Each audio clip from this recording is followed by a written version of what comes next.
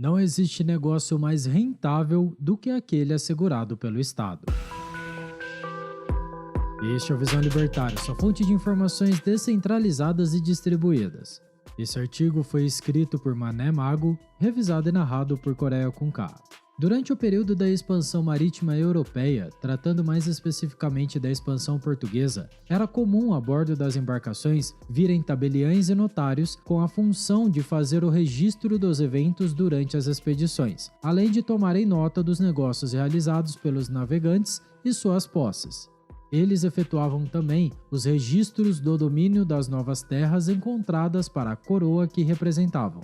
No que diz respeito às leis aplicadas ao Brasil colônia, naquela época, por ser o Brasil parte de Portugal, as leis da metrópole eram aplicadas aqui, onde as aves que aqui gorjeiam não gorjeiam como lá, representadas pelas ordenações manuelinas, mas posteriormente representadas pelas ordenações filipinas. Esta última legislatura ficara vigente mesmo após a independência e proclamação da República, pois o artigo 1º da Lei de 20 de outubro de 1823 decretou que todas as ordenações, leis, regimentos, alvarás, decretos e resoluções promulgadas pelos reis de Portugal permaneceriam vigentes no Brasil, nas partes em que não foram revogadas ou alterados. Dessa maneira, um fato curioso era que as ordenações filipinas, no que tangia ao direito notarial, se mantiveram vigentes no Brasil até o ano de 1981, com a alteração do artigo 134 do Código Civil de 1916, que regulou a forma e os requisitos de lavratura, revogando tacitamente a legislação do antigo Reino de Portugal, ainda vigente no Brasil.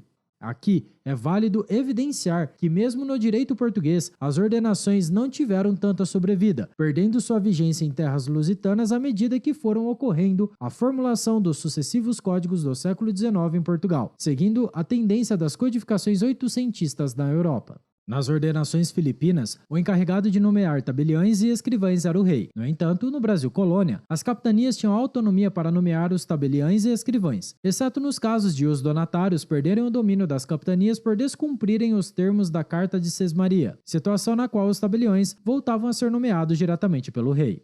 Stuart B. Schwartz ressalta que os cargos de tabelião e notário, assim como os outros cargos relacionados à administração do reino, como os cargos de escrivães e fiscais de porto, eram providos por meio de doações, compras e até mesmo adquiridos pela sucessão. Inclusive cargos tidos como de nível mais elevado, como o cargo de magistrado e de meirinho, magistrado encarregado de aplicar a justiça e fiscalizar a aplicação dela nas terras senhoriais, que também sofriam tal tratamento, mesmo que, nesses casos, se exigisse uma mínima qualificação no conhecimento do direito. Aqui é fácil percebermos que o trato de cargos de desempenho da função pública como sendo um direito real particular e transmissível por alienação ou sucessão causava uma enorme vulgarização da função notarial e registral, permitindo que pessoas totalmente desqualificadas e até mesmo ignorantes da ciência jurídica e da prática notarial ocupassem esses cargos. Tal vulgarização também se dava pelo exacerbado caráter elitista das ordenações filipinas, exigindo quase sempre o sangue nobre dos aspirantes aos cargos estatais, caracterizando dessa forma uma clara divisão das sociedades em castas, trazendo diversos tratamentos discriminatórios baseados apenas no extrato social em que estava inserido o indivíduo. São diversas passagens das ordenações em que fica evidente o elitismo da época medieval, como o trecho a seguir extraído do primeiro livro, título 62, caput e item 1º.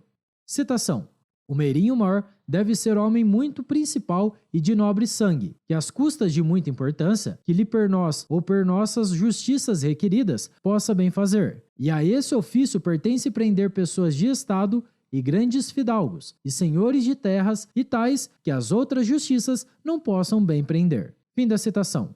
Logo, um criminoso nobre necessariamente só poderia ser preso por um meirinho-mor igualmente nobre encarregado dessa função, de maneira que seria impossível que uma pessoa ordinária realizasse essa diligência. Nesse mesmo sentido, vale parafrasear as palavras de Hugo Otávio Tavares Vieira, mestre em Direito e juiz federal, que critica a herança histórica de privilégios infundados advindo desde tempos medievais e que até hoje se perpetram no direito brasileiro. Citação: Mas, olhando um pouco para o Brasil de hoje, em que é tão difícil condenar alguém que tenha dinheiro. Se condenado, é tão difícil levá-lo à prisão. Se levado, é tão difícil mantê-lo nela. Se mantido, é quase impossível que não receba tratamento especial. Este nosso país é tão diferente daquela terra medieval em que foram escritas as ordenações? Pergunto. Fim da citação.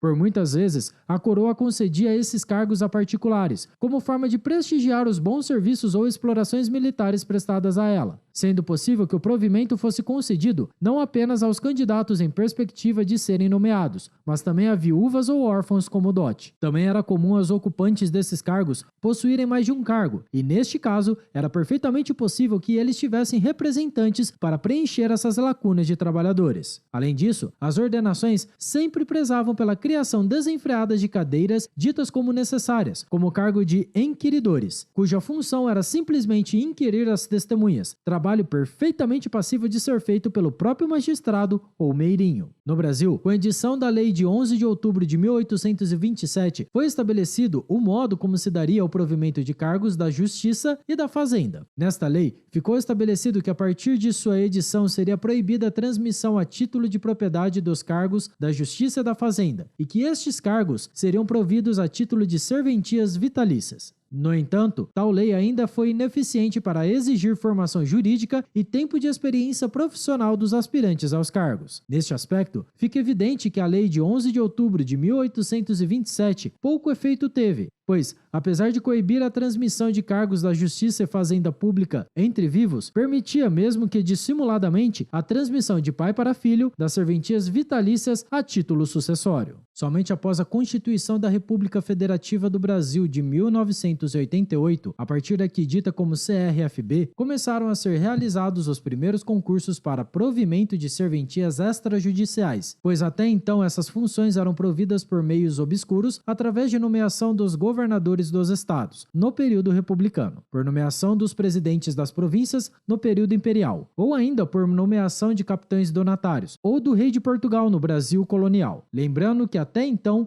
também era permitida a efetivação de sucessores dessas delegações. No entanto, mesmo após a promulgação da CRFB de 1988, houve a transmissão de delegações de cartórios sem o respeito à determinação constitucional do concurso público. Tais fatos levaram a Constituição Nacional de Justiça, CNJ, a decretar em 2009 a vacância dos servidores notários e de registro, ocupados em desacordo com as normas constitucionais através da Resolução nº 80. Em seguida, foi expedida a Resolução nº 81, que determinou que o provimento de vacâncias de serventias extrajudiciais se daria por meio de concurso público, regulamentando outros requisitos para a realização dos certames. Mesmo após esses esforços, ainda há indícios de fraudes em certames para o provimento de cartórios, como no caso do 41º concurso público para admissão nas atividades notariais e ou registrais da Corregedoria Geral da Justiça do Estado do Rio de Janeiro, realizado em 2008, no qual o CNJ, após denúncias de candidatos, anulou o concurso em sessão plenária durante a análise do procedimento de controle administrativo, o PCA. Em 2010, a Corregedoria do CNJ, por uma decisão, determinou a realização de concurso público para o provimento de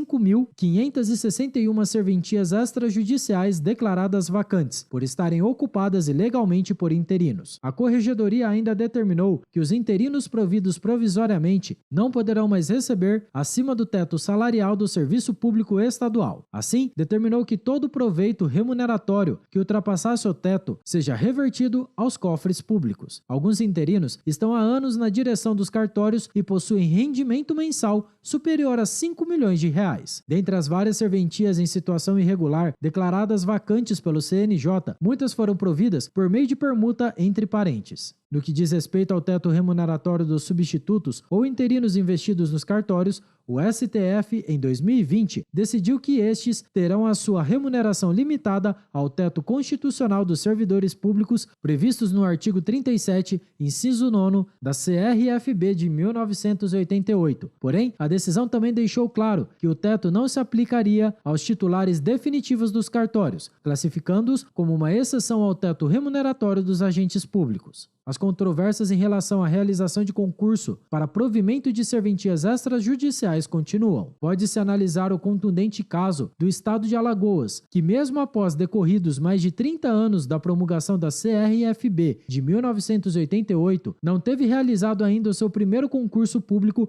para provimento da delegação da função notarial e registral. Em decorrência da decisão da Corregedoria Nacional de Justiça de 2010, o Tribunal de Justiça de Alagoas, o TJAL, tomou providências para a realização do concurso para a outorga da delegação de função de notas e de registros no Estado. Porém, um PCA tramitou no CNJ de 2014 até 2018, por ocasião da realização de concurso público. Dessa forma, diversos recursos foram feitos ao CNJ durante o período de 3 anos, alegando-se que houve o questionamento sobre a probidade da função universitária de desenvolvimento de extensão e pesquisa, o Fundesp, instituição vinculada à Universidade Federal de Alagoas, contratada pelo TJAL para a realização do concurso. Em decorrência de novas impugnações sobre irregularidade na realização do certame, o plenário do CNJ decidiu pela suspeição de todos os desembargadores do TJAL para a realização do concurso e este foi suspenso. Após a decisão, em 2019, o CNJ tomou para si o encargo de realizar o concurso para provimento nas funções notarial e registral em Alagoas e contratou com a Fundação para o Vestibular da Universidade Estadual Paulista, VUNESP, e designou desembargadores do Tribunal de Justiça de São Paulo para comporem a comissão de realização do concurso, este que foi realizado em 2019. Mas com problemas com a impressão das provas, aplicação da mesma prova em dias distintos,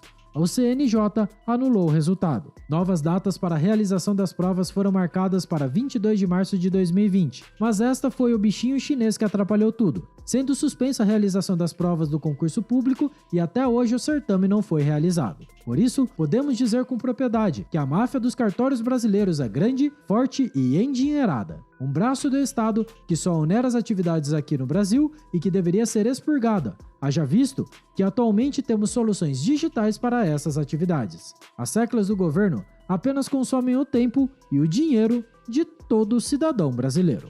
Obrigado pela sua audiência. Se você gostou desse vídeo e só se gostou, clique no ícone de curtir abaixo e compartilhe em sua rede social. Agora, se você deseja ser notificado de outros vídeos, inscreva-se aqui no canal e depois clique no ícone da campainha.